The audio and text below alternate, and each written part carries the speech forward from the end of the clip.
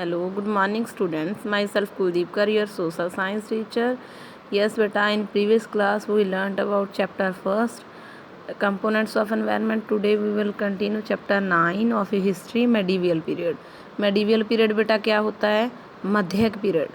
According to history, history is generally divided into three periods: ancient, medieval and modern. History में 3 periods में बांटा जाता है समय को: एंशियंट पुराना, बहुत पुराना, मेडिवियल मध्ययुग पीरियड एंड मॉडर्न आधुनिक पीरियड। ठीक है बेटा, अब हम कर रहे हैं मध्ययुग पीरियड की बात।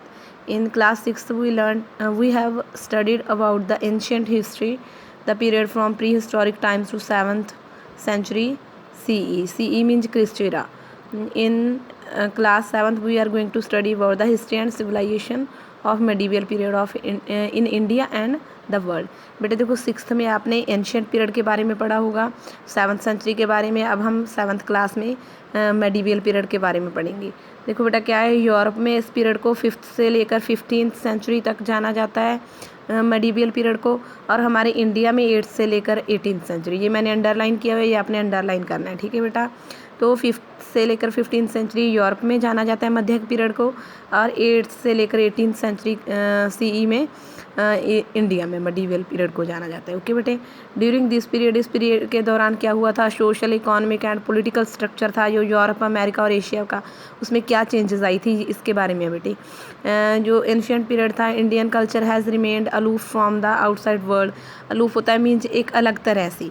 जो हम पुराने समय की बात करें, एंशियंट टाइम की, तो ये इंडिया का कल्चर था वो अलूफ था, अलग था अदर वर्ल्ड से, बाकी दुनिया से अलग था। During the medieval period Indian culture was highly influenced by changes that took place in other countries. तो उसके बाद क्या हुआ, मेडिवियल पीरियड में जो आउटसाइड वर्ल्ड था, बाकी कंट्रीज थे, उनका असर पड़ा इसके ऊपर, इन्फ्लुएंस किया इसको, इंडिया के कल्चर को।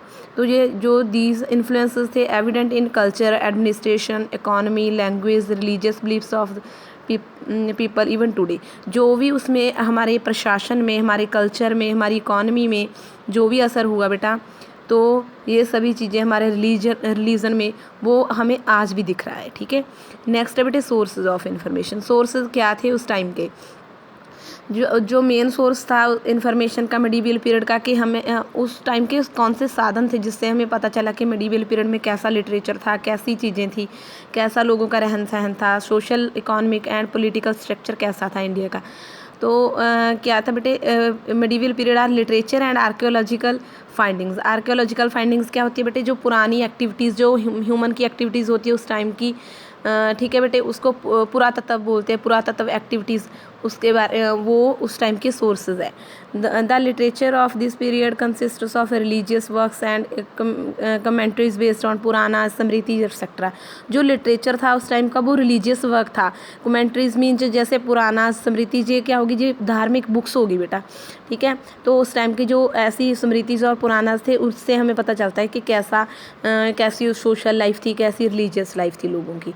We get a lot of information about social, economic and political and military condition of this period from non religious works on medicine, astronomy, drama, stories and other literature. तो बेटे हमें ऐसी information मिलती है कि social, economic and political structure कैसा था, military condition कैसी थी, और नॉन रिलीजियस वर्क थे जो वो किसके ऊपर, जैसे मेडिसिन हो गई, एस्ट्रोनॉमी हो गई, स्टडी टू यूनिवर्स है ना, ड्रामास वगैरह होगी, स्टोरीज, लिटरेचर, ऐसी चीज़ें उस टाइम के सोर्सेज है जिससे हमें पता चलता है। The autobiography. ऑटोबायोग्राफी क्या होती है बेटे, जो अपनी बायोग्राफी लिखता है उसको बोलते हैं ऑटोबायोग्राफी। जो उस टाइम के रूलर्स थे पुराने, उन्होंने लेटर्स लिखे, उन्होंने रिटर्न में अपनी ऑटोबायोग्राफीज़ लिखी, अपनी बायोग्राफीज़ लिखी, है ना। तो उससे हमें पता चलता है कि लोगों की लाइफ कैसी थी, मेडिवियल पीरियड में लोग कैसे रहते थे, उनका रहन सहन कैसा था। नेक्स्ट बेटे जैसे एग्जांपल दी हुई है, for example the Prithviraj Raso written by Chand Bardai. इसको बेटे अंडरलाइन कर लो कि पृथ्वीराज राशो किसने लिखी थी, चंद बरदाई ने। ये याद रखना, ये बेटे बहुत इंपॉर्टेंट है। जैसे एग्जाम्पल दे दी उस टाइम की, जैसे बायोग्राफी या फिर कुछ रिटर्न मिलता था, पृथ्वीराज रासो किसने लिखी थी, चंद बरदाई ने, जो किसके बारे में हमें नॉलेज देती है, थ्रोज लाइट ऑन एडमिनिस्ट्रेशन, प्रशासन के बारे में, and life of the people in north India during the reign of Prithviraj Chauhan. के जब पृथ्वीराज चौहान का राज था उस टाइम पे नॉर्थ इंडिया में लोग कैसे रहते थे, उनका प्रशासन कैसा था, लोगों की लाइफ कैसी थी, ये चीज़ हमें जो पृथ्वीराज रासो लिखी हुई है चंद्रवरदाई ने उसके बीच में ये चीज़ लिखी हुई है, ठीक है बेटा। नेक्स्ट है मुस्लिम रूलर्स इनक्रेज करते थे राइटिंग्स ऑफ हिस्टोरिक अकाउंट्स, पुराने हिस्टोरिकल अकाउंट्स को लिखने में। जो वेल नोन वर्क है उस पीरियड के क्या थे, तहकीकी हिंद एल ब्रूनी। तहकीकी हिंद किसने लिखी थी, एल ब्रूनी ने, ये भी अंडरलाइन कर लो। और आयन अकबरी और बायोग्राफी ऑफ अकबर, ये एक ही चीज़ है। आयन अकबरी किसको कहा जाता है, जो अकबर की बायोग्राफी थी, ये किसने लिखी थी बेटा, अबुल फजल ने, ये भी अंडरलाइन कर लो। इन चीज़ों से हमें मीन्स ये भी सोर्सेज है, हमें पता चलता है मिडीवियल पीरियड के बारे में। विच वार रिटन मेनली इन पर्सियन, जो किस लैंग्वेज में लिखे हुए थे बेटा, पर्सियन लैंग्वेज में।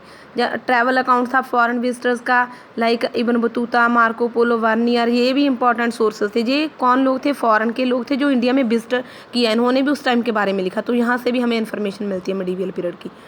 नेक्स्ट है बेटे the significant achievement of this period was popularity and availability of paper. बेटा इसको भी अंडरलाइन करो, उस टाइम पे कि मेन अचीवमेंट क्या थी कि पेपर की अवेलेबिलिटी थी तब उस टाइम पे। Which encourage the writing of record, तो ही उस टाइम पे मेडिवियल पीरियड का राइटिंग में रिकॉर्ड रख सकते थे, इसीलिए हमें रिटर्न में रिकॉर्ड मिलता है। तब पेपर की खोज हो गई थी, तब पेपर अवेलेबल था उस टाइम पे, ठीक है बेटा। नेक्स्ट है rulers temples and monasteries collected these manuscripts which are major source of information about this period. तो बेटे जैसे रूलर्स थे, राजा थे उस टाइम के, टेम्पल्स मंदिर हो गए, मोनेस्ट्रीज मठें हो गई, तो ऐसी मैन्युस्क्रिप्ट्स कुछ टेक्स्ट मिले, उनसे भी हमें बेटे वो भी मेजर सोर्स थे कि हमें उस पीरियड के बारे में नॉलेज देते थे। किस पीरियड के बारे में, मिडीवियल पीरियड के बारे में। ओके बेटा। नेक्स्ट बेटे हिस्टोरिकल रिकॉर्ड्स, ये बेटा हम कल करेंगे, ठीक है। आज बेटे यहाँ तक की है, ठीक है बेटे। ओके बेटा, बाय।